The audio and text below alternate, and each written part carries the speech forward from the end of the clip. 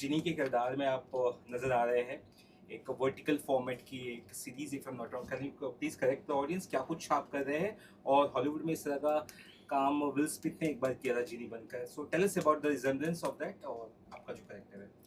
तो मेरा ये जो किरदार है ये जीनी है, और ये हमारे मेन लीड जो हैं इसमें, उनको एक चैलेंज के तौर पे मिलता है, और उनके एक चाचा जी जो हैं उनको ये जीनी का गिफ्ट उनके एक रिंग के थ्रू भेजा था जिसमें मैं कैद हूँ। तो मेरे प्रकट होने के बाद उनको पता चलता है कि उनके चाचा ने उनके लिए कुछ कुछ चैलेंजेस रखे हैं, और वो चैलेंजेस को उनको पार करना है, और मैं उनको चैलेंजेस को पार करने में मदद नहीं कर सकता, सिर्फ उनको अच्छाई का रास्ता दिखा सकता हूँ। मतलब मैं बहुत कुछ नहीं कर सकता हूँ जो मतलब वो समझते हैं कि यहाँ शादी करवा दो या इसके पैसे दिला दो, ये ऐसा कुछ नहीं कर सकता हूँ। मैं सिर्फ उनको मतलब क्या-क्या करना चाहिए इसकी सोच, कृष्ण भगवान जैसे हाँ, पॉलिटिक्स के थ्रू उनके दिमाग में उनको प्रोत्साहित करके, और उनको थोड़ा-थोड़ा यहाँ-वहाँ समझा के कि मतलब देखो यहाँ ये चल रहा है तो यहाँ ये चल रहा है। वो आपके पैसे हड़पना चाह रहे हैं तो आप क्या करना चाहोगे? ऐसे उनका दिमाग का संतुलन खोलता हूँ।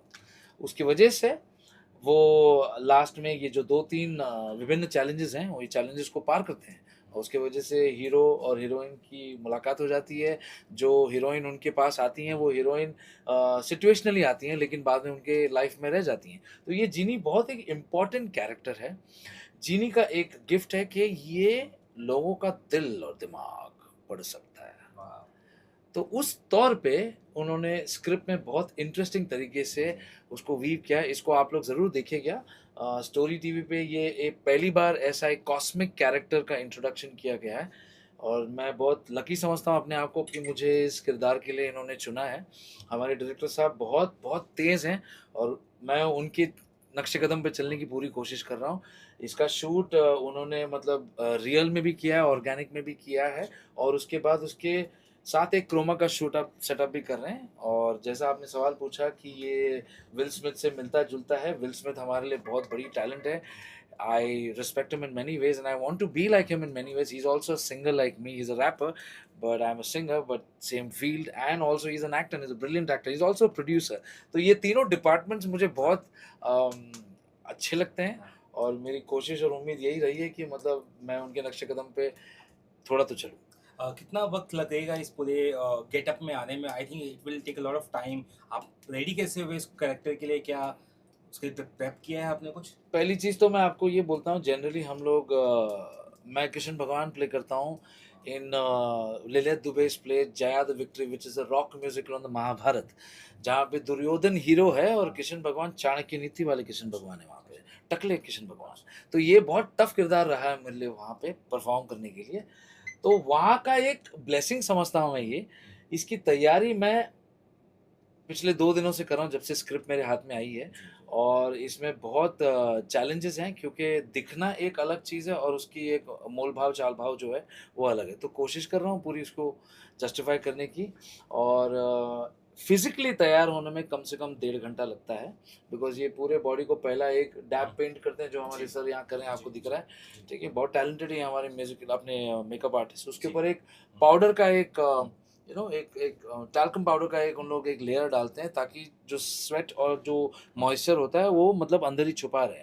उसके ऊपर फिर वापस एक बार डैप करते हैं तो फिर वो मतलब पड़ा रहता है। तो ये काफ़ी चैलेंजिंग प्रोसेस है, एंड जो मुझे जानते हैं ये जानते हैं कि मेरा ये पूरा आर्म जो है फुल टैटू से भरा हुआ है। तो उस पूरे स्लीव टैटू को छुपाने की कोशिश हो जा रही है यहाँ पे।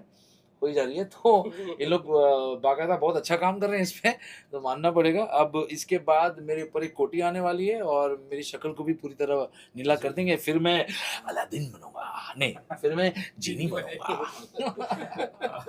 क्या कुछ विश आपकी रियल लाइफ में है जो आप आई थिंक जिनी होता रियल में तो मांगना चाहते हैं? अगर कोई एक दो विश बता दें। दूसरा मैं आपको बताता हूँ, चलो ठीक है। ये डिज़्नी का जो जीनी हाँ। कैरेक्टर है, I missed out on being it, और मंत्रा जो है, हमारे आरजे मंत्रा जो है, ही गॉट दैट रोल। अच्छा। तो ये मेरे दिल में बहुत बड़ी चाहत थी कि मुझे मतलब ऐसे जीने का रोल मिले, और मुझे बहुत सौभाग्य लग रहा है कि मुझे अब नए फॉर्मेट में, which is vertical TV, vertical content के फॉर्मेट में आज मुझे ये सौभाग्य मिल रहा है, तो मुझे बड़ा अच्छा लग रहा है। तो ये जो मेरी मन की ख्वाहिश थी, जो मैनिफेस्टेशन थी, आ गई। और दूसरी ये मैनिफेस्टेशन कि मैं ऐसा बहुत कुछ अलग-अलग करता रहूँ।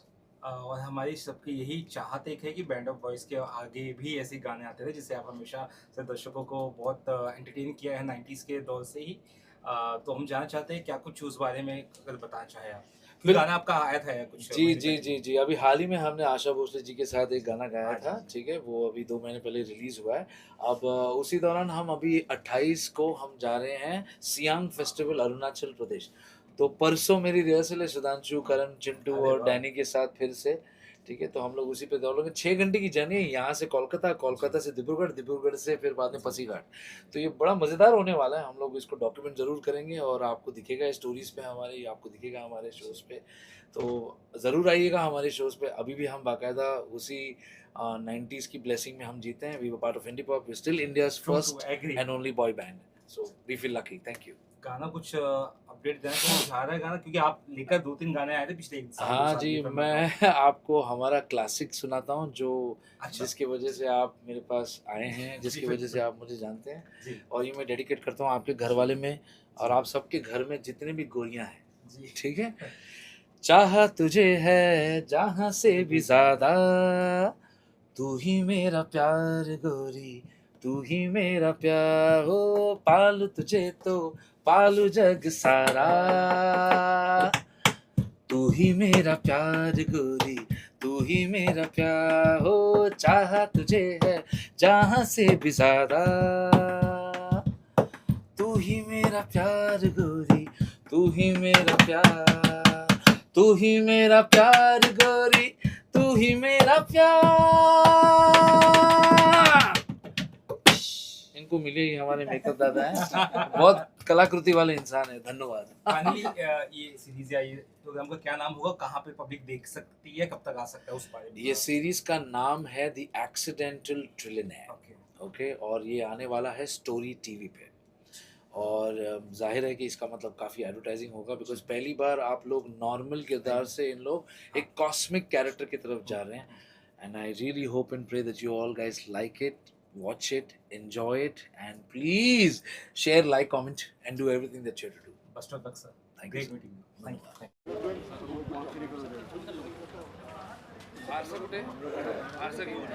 अरे आप क्यों नहीं बोल रहे सर? मिरर मिरर मुश्किल है ऐसा दोनों में से रोल प्लीज। ये सही है sir, looking pretty. Rolling and silence हो टेबल पे। Quite please and action sir. यहाँ पे तो कोई भी नहीं है, फिर मुझे किसने बुलाया? वैसे भी मेरे पास कोई खास ताकत तो है नहीं ना, मैं किसी के काम आ सकता हूँ। पर क्या आप जानना चाहेंगे मेरी ताकत क्या है और मैं किसके काम आ सकता हूँ? देखना ना भूलेगा कौन बनेगा ट्रिलियनेयर। 1 मिनट का ब्रेक, स्टोरी टीवी देख।